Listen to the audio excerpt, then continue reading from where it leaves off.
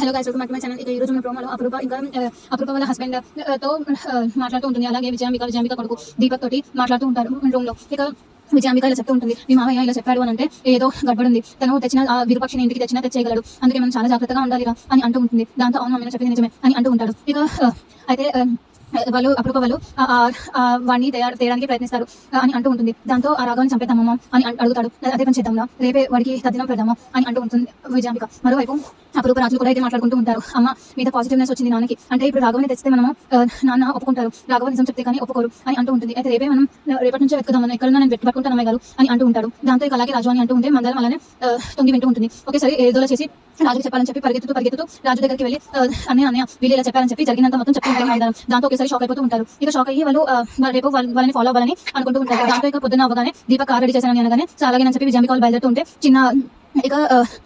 చిన్న నాన్న ఉంటారు. ఎక్కడికి వెళ్తున్నాను అని అనగానే నేను నీకు చెప్పాలి, గుడికి వెళ్తున్నాను అని అంటూ అక్కడ నుంచి బయలుదేరుతారు. వాళ్ళ వెనకాలనే ఫాలో అవుతూ రాజు బలవు కూడా త్వరగా బయలుదేరుతూ ఉంటారు. ఇక మరి నెక్స్ట్ ఏం జరగబోతుందని చూద్దాం. Thank you so much. అలాగే ఏ సీరియల్ రివ్యూస్ కావాలన్నా కానీ కింద కమెంట్ చేయొచ్చు. సబ్స్క్రైబ్ చేయడం మర్చిపోకండి. Thank you.